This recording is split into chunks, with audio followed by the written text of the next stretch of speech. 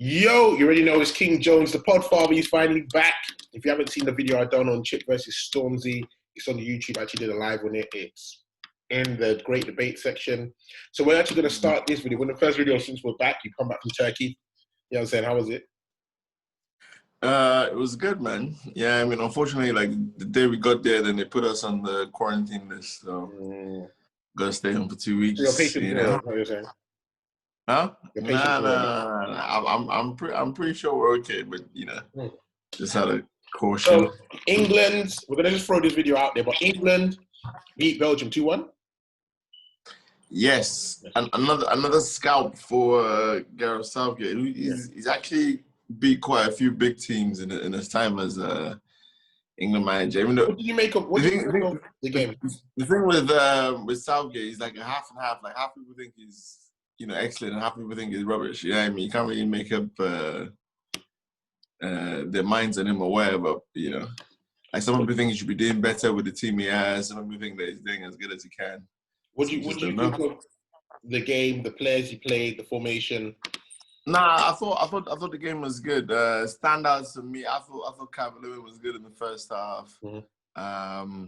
I thought England started a bit tentatively. I thought Belgium were the better team in the first half. Yeah, I thought Lukaku had a good first half. I thought Lukaku had a very good first half.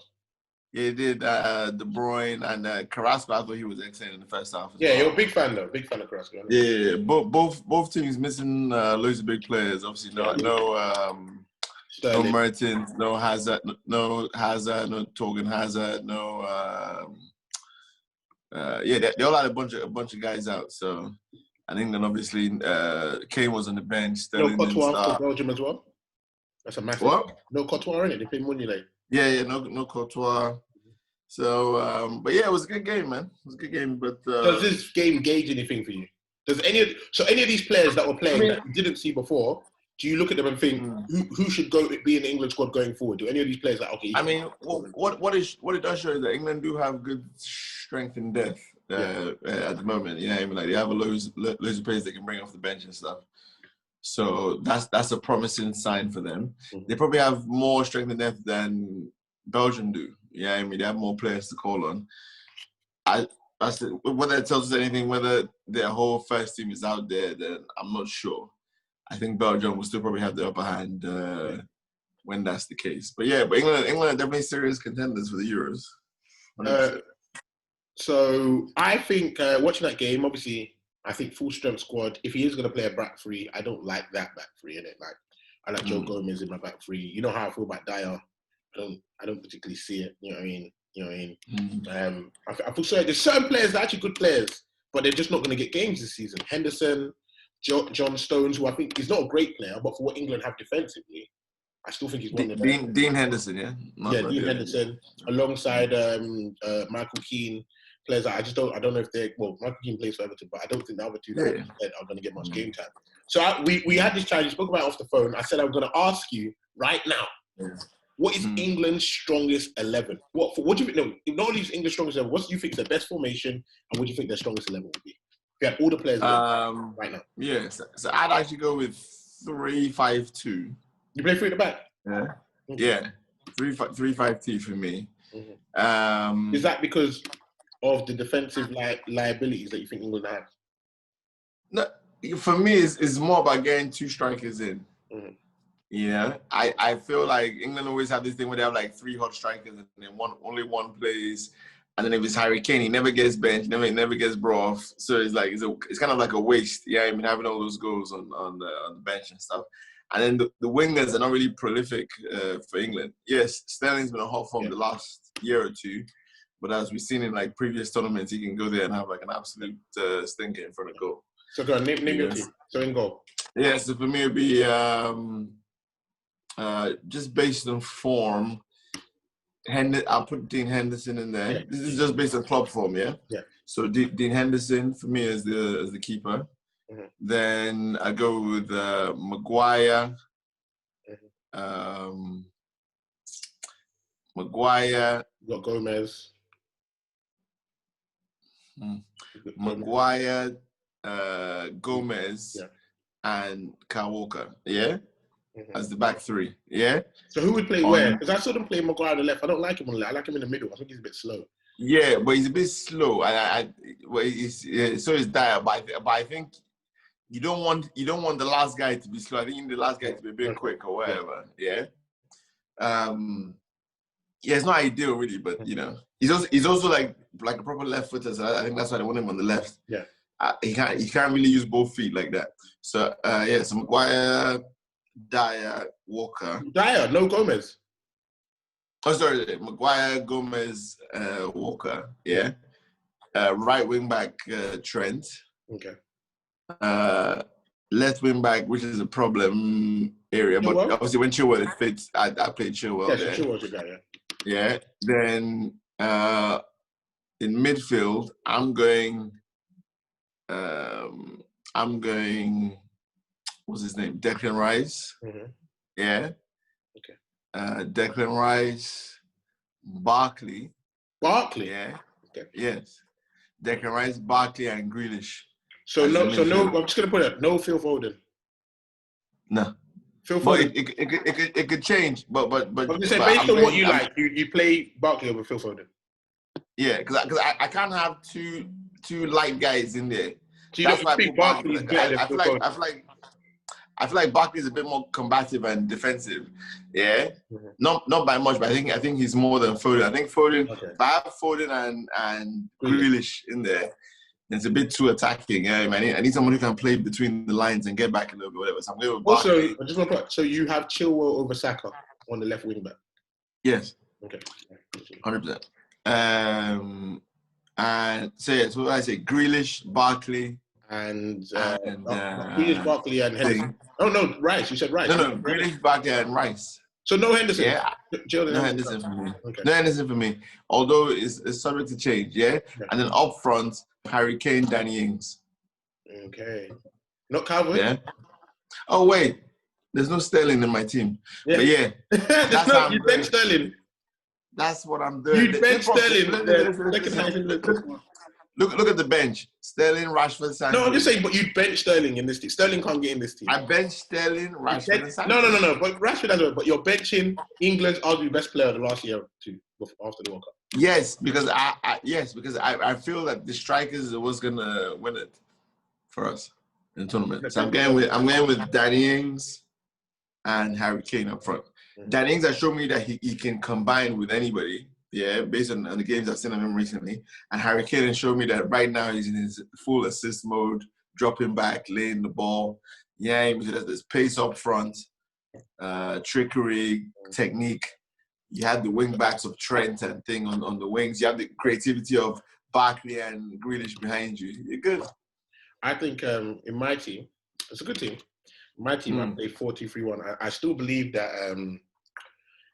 I don't know, man. I personally, I would play Henderson in goal.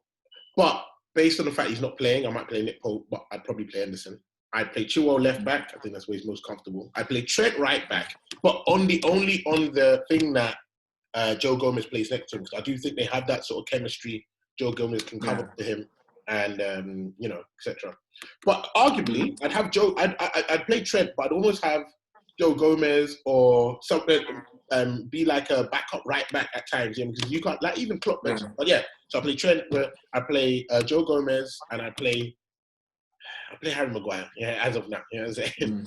But I don't think he's the best. But I think that partnership, Joe Gomez, will make him a much better centre back than when he's at Man United. I think Joe Gomez is better than anybody else at Man United in terms of centre outside of Smalling, of course. Sad that Smalling doesn't really play because he could have got argument mentioned, but he's not getting no game time. In the midfield, I'd play Henderson and I play Phil Foden. I'll tell you why Henderson over thing.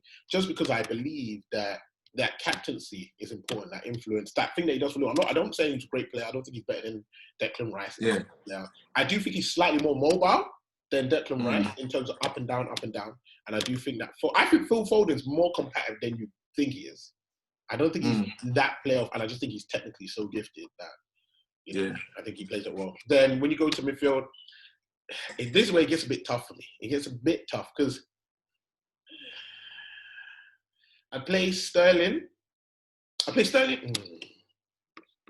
Sterling has to play, but I just don't know whether he plays on the right or the left because I want to get the best out of Sancho. I know Sterling, wherever he plays, he's going to play well. Yeah, I know he's going to play well. But I almost want to get the best out of Sancho. So I'll probably play Sterling on the right. Yeah. Play Sancho on the left. Grealish in the middle and Kane up front.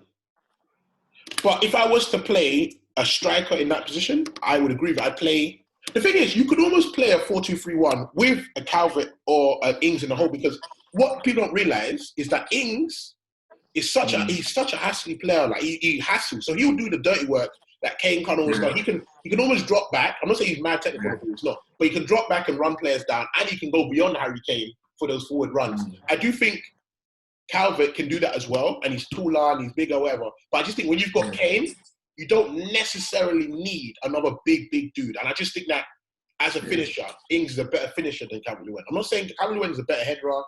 He's a bigger guy, has more physical presence, but I do think Ings is a bit more finesse than him. You know what I mean? He's a bit more. You put him 1-on-1, he's more likely to score. So that's my team. But yeah, obviously, like you said, you have Rashford on the bench. You have so many quality players. Yeah, I mean, Vardy was. Yeah, my only problem with the team you picked is that because I don't trust England in the back two. Like any of these defenders, like defending 1-on-1. You know what I mean? Like even Gomez, like usually at Liverpool, you got Van Dijk next to him. You got that Liverpool midfield. They're just hiring and pressing. You don't really get exposed like that. I don't feel Chilwell was too bad. I don't feel Chilwell was No. Listen, the thing is, they're all right. But I'm just talking about when you're playing in France. Or, you know what's crazy? I believe that England, Holland, or Germany, whatever. Yeah, I almost believe that England are weak defensively. Weak defensively because a lot of their defenders aren't good at defending.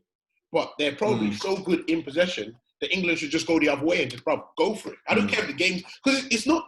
The thing with this is the international is different to the league. And we'll stop this video because obviously we're just going to post it out there. That goal difference is not really that important. You know what I'm saying? It doesn't matter if you win the game 5-3. It doesn't matter if you win 4-1. It doesn't matter how you win. Yeah? It's not... But it's not, but the thing about international football is it's always very tight though. So one goal you can lose. Yeah, I mean, because it's literally 90 minutes. You have a bad 10 minutes and you're out. So you want, I think when you go into tournament football, you want a team that's going to make the least mistakes. Yeah? Even if the game is dull, whatever. All I want to do is get to the last 20 minutes, but we're both in, we're in the game. We have a chance of winning. It could be a corner. I think England are on their best. Like in the second half, they're on their front foot. I just think they're so good. A lot of them are so good going forward. I think there's no team that England couldn't face tomorrow. I'm not saying these teams aren't better than them, but there's no team that they couldn't face tomorrow. They wouldn't give problems. Let's attack. Let's just attack. Let's go for it and see what happens. That on their day, they couldn't. You know what I mean? Because France and all those teams are playing, but they're not. A lot of those teams aren't playing that well. Yeah. But most teams aren't that good defensively anyway. Generally, just in this day and age.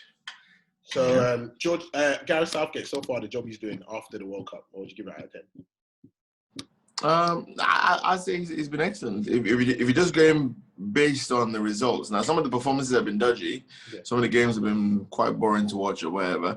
But when it comes to international football, I don't think any of that's important. I think it's strictly when we get to the tournament, what's going on.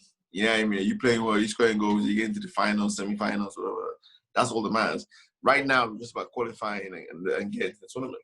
You know what I mean? So picking the right players, like he's given loads of people their debuts, like loads of England players have come through under him.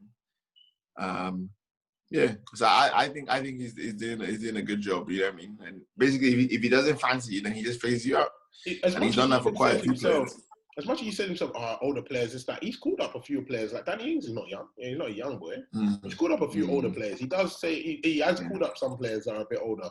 If you perform, I think he just uses it as an excuse to get rid of the players he doesn't like. You know what I mean?